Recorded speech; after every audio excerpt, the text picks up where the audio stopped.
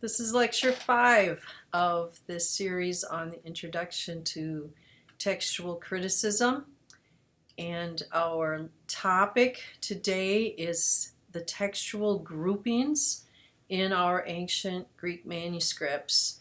This is something that is probably not known by the normal Christian, so you're learning something that will let you understand the process of choosing the oldest wording of the text that a lot of people don't get to see.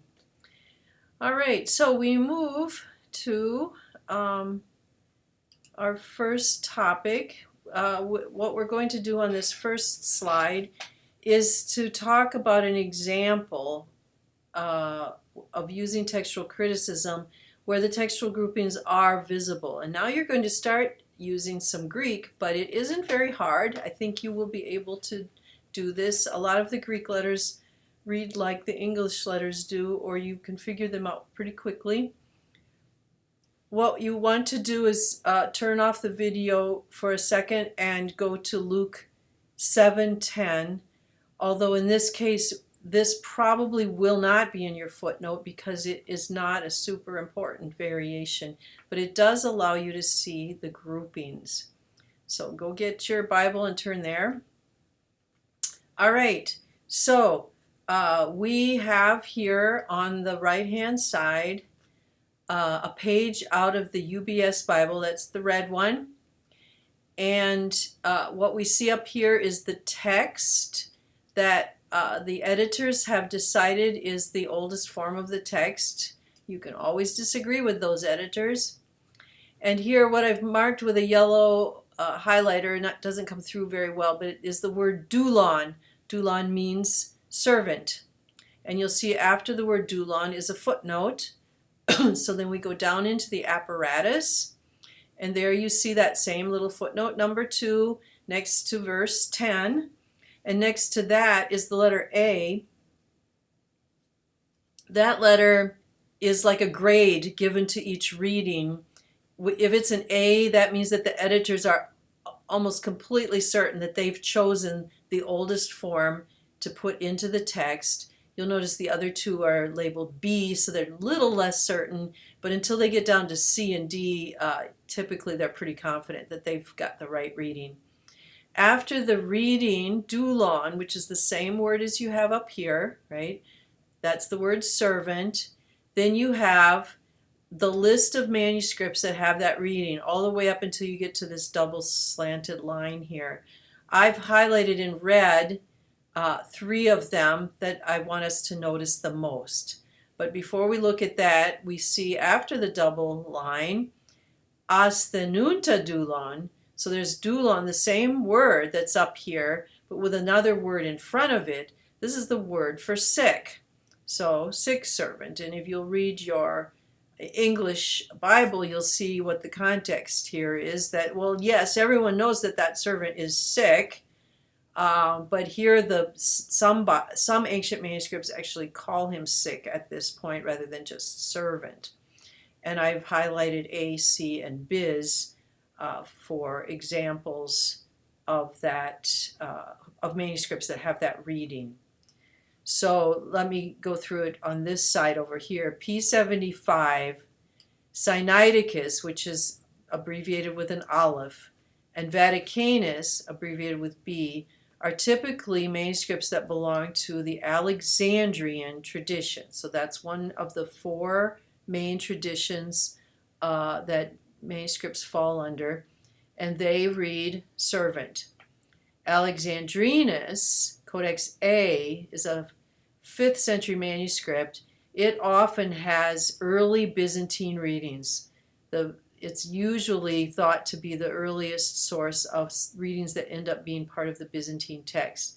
So it and Codex Ephraemi Rescriptus, number C there, which is more likely to have Alexandrian readings, but this time it's got this reading, along with Biz, which stands for the majority of manuscripts. And notice that besides Biz, there's a whole lot. There's several more majuscules. There's a bunch of minuscules, and then they say Biz. So these are more minuscules that are not more in addition to those that are listed. All right, if we move to the next slide, we can see how this can be written out. So Dulon is read by, remember how we did the collations? This is how the collation would look. Dulon is read by these manuscripts, bracket. Asthenunta Dulon is read by these manuscripts. So let me recap. So this is called a variation unit. This is a place where manuscripts differ in their wording.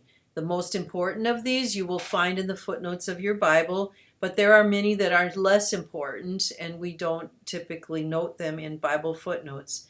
So the whole thing is called a variation unit. Each variant then is listed. So Dulon is a variant, Asthenunta Dulon is a variant. So that and then what's listed here are the witnesses. These are the manuscripts that have this reading, Dulon, or this reading, Asthenunta Dulon. So the interesting point here, and what we were aiming at with choosing this particular variation unit, is that P75, Sinaiticus, and Vaticanus typically read together. You'll find L reading with them also quite often, and these minuscules listed here also read with these three quite often. But these are often considered the best witnesses to what's called the Alexandrian text. And that typically then differs in the reading from Alexandrinus and possibly some other witnesses. What we have here that I don't want to have to make you learn is some Caesarean types of manuscripts here, and then Biz, which stands for a whole lot of minuscule manuscripts. So if you study more and more variation units, you will find that P75, Aleph, and B almost always have the same reading, and manuscripts grouped under Biz that don't even get listed almost always share the same readings. As I said, this one is probably not in your English Bible. So the next question we want to ask is, how did we come to realize that there even are different groups of manuscripts in the Greek text? And I'm going to talk you through that once now and one more time after this, coming at it from a different angle. What came to be called the Byzantine text type, and that's the not language that we use anymore. Now we tend to say textual grouping or textual tradition or textual stream, but originally in the earliest scholarship it's called text type. Includes the majority of extant, remember that word, extant manuscripts, there it is, right? The majority of extant manuscripts, most of which are minuscules, so they're also therefore written on parchment and later on paper. So what does that tell you about their date? Well, there are a few early manuscripts, majuscules, that you might include in this group, 5th or 6th century, that's the earliest. But most of the Byzantine texts are from the 10th to 14th century, with plenty before that and some after that as well. So for over 1,000 years, nearly all of the manuscripts that were known to exist by people who were studying this carried the Byzantine text. Therefore, these were the only known manuscripts at the time when scholars began to make a real attempt to determine the original, quote, original, this is also a word we don't use anymore, original text of the New Testament. The Byzantine text, as the only known text of the time, became the base text for translations into the vernacular. For example, the Luther Bible in German, and the King James and its predecessors, because it wasn't the first translation into English, they were all based on this Byzantine text. But there were a few manuscripts that differed from this norm. The most famous of these is Codex Vaticanus, or B. This is the entire Bible written in the 4th century on parchment. It's therefore a majuscule. And it was kept in the Vatican Library, and it was there for a long time, at least since the 15th century. We don't know for sure where it was before that, but it wasn't made generally available for study. And then in 1889 to 90, a facsimile edition was released so that people could see facsimiles of the pages of Vaticanus. And then as it began to be studied by textual scholars, so this is the end of the 19th century, right? Because it had a shorter text in many places than the majority of the extant manuscripts, which are what we now call the Byzantine text, most people thought that it was the result of a 3rd century recension. Now, that's a word you should learn because we will use it in other ways as well. A recension is like a cleaning up of the text. So the theory at the time was that an early Christian scholar, and because Vaticanus is 4th century, this scholar would have had to be 3rd century. That's the 200s. That's very early for something like this to happen. That an early Christian scholar had cleaned up and shortened the text of the Bible. In other words, taken out any extraneous material to just make it sort of like if you're familiar with Reader's Digest. Reader's Digest takes books and magazine articles and shortens them up to make them a quicker read for people that don't have as much time or maybe as much reading skill, and makes things available, therefore, to people. So it was probably done, if it was done like that, with a good motive. But therefore, it was dismissed as a witness to the original text when manuscripts were being consulted to establish the authoritative Greek text of the various books of the Bible. Now notice again, 3rd century would be before the canon was finalized. That was in the middle of the 4th century, about the time when it was being written. But then something happened. In the late 19th and early 20th centuries, so not long after Vaticanus was published, archaeologists in Egypt started finding the papyri. Up until now, we didn't have any copies of the New Testament on papyrus. So this happened at the turn of the century, coming into the 1900s. It happened in Egypt because there's hardly any rain in Egypt, so that pieces and even entire manuscripts that were thrown away in trash heaps did not disintegrate. They survived. And as the city of Oxyrhynchus in Egypt was being excavated, the ruins were being excavated, they started discovering all these fragments, some tiny, tiny little ones, just a few letters, and some of entire books, not only biblical books, but many, many secular and literary books as well.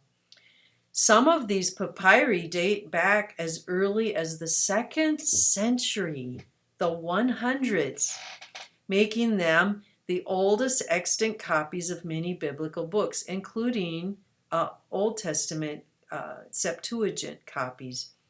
When the papyri were compared to the parchment codices that were already known, remember we have many, many minuscule manuscripts and this oddball Vaticanus, right? It became clear that the text of the papyri was also shorter than that of the majority of manuscripts. And then they compared the papyri to Codex Vaticanus, which is the entire Bible, right? So you can compare every papyrus fragment to Vaticanus. And they noticed a remarkable agreement. And in fact, a manuscript that I've already mentioned in a previous lecture, P75, has an almost identical text to Vaticanus. Their relationship is so close that you could call them a family of the two manuscripts. In Luke and John, of course, because P75 only has Luke and John. Extremely close in wording. Well, one necessary result of this close relationship was that the idea of recension went out the window. Because now you would have to, because this is a 3rd century papyrus, you would have to take the idea of a recension back to the 2nd century and say that a 2nd century scholar in the 100s would have created a recension of the whole Bible, or at least the whole New Testament, when there wasn't even really a recognition yet that the documents that would end up in the New Testament were going to become the New Testament. It's impossible to imagine that this could have happened that early. So instead of thinking that a 2nd century Christian would have created a recension, a sort of a shortened Reader's Digest version, they realized that this is almost certainly a better representation of the earliest text of the New Testament, the text that is in Vaticanus, most of the papyri, or many of them, some of the papyri are actually quite late, and Sinaiticus and a few others. So that's the beginning of the realization that we have at least 2 groupings of witnesses according to the wording of their text. What we find in the end is that there are 4 main textual groupings. They only the first 2 are used for Bible translation, however. So the 2 that we've already mentioned. So as you already know, the Byzantine textual grouping is the majority of manuscripts, and they are mostly minuscules. What is thought to be the oldest form of the text is in the Alexandrian manuscripts, basically named that for Alexandria, Egypt, even though there's no reason to think they all came from there. These include minuscules, but are also most of the majuscules, or a large number of them, and most of the papyri. This Alexandrian text is thought by most, not all, scholars to best represent the Ausgangstext. This is a word you will want to learn. Ausgangstext basically means the oldest form of the text that the extant manuscripts descend from. We don't have the originals, but we can go back very close to them, and that's what we call the Ausgangstext. There are good scholars who hold to the Byzantine majority text, having a better representation of the earliest form of the text. They are in the minority, but there are a few good scholars and quite a few more sort of pseudo-scholars who also will be something like King James only type of person. But that is less appropriately work. That work is not appropriately done. And then I'll just mention the 2 other textual groupings, because you will see representatives of them in the collations, and you'll want to be able to make a few comments in your exercises about them. The Western text is a grouping with only a few Greek witnesses. The main ones are D, F, and G. Bizai, the first one called D, is the witness to be watching for when you're looking at a variation unit, and to mention. But also, and there are a few papyri that seem to also have early Western readings. So the Western text is taken seriously. It's just not the basis for any translations. But the main manuscripts, the great number of manuscripts that contain the Western text, are Latin. So remember when the Greek Orthodox Church was copying what became the Byzantine text and adding readings to get the fullest form of the text? Well, at the same time, the Roman Church, which used Latin as their language, so they used the Latin translations, they were making thousands of copies of what became the Latin Vulgate, so that in the Latin there is a strong tendency towards the Western text. So that's important to know. And there are places where scholars suspect that the Western text has preserved the Ausgangstext, not the Alexandrian. So we watch it carefully. Notice that the Caesarean text has quotation marks around it. We often call it the so-called Caesarean text because there is less certainty about whether this loosely related group of manuscripts should actually be called a textual grouping. Members include the ones I've put up for you: W, Theta, Family 1, Family 13. Sometimes P45 is considered a forerunner of this group. These manuscripts also contain unique readings, but it is rare that any particular reading is found in all of the group members. So they are loosely related, not closely related. The Caesarean text is sometimes seen as a halfway point between the earliest text, which is the Alexandrian, and the fully formed Byzantine text.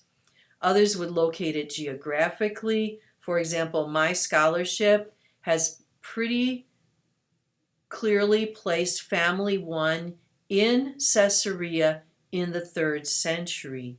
So that is also a reason for the name, even though W and Theta may have nothing to do with Caesarea. This is the end of this section, this lecture.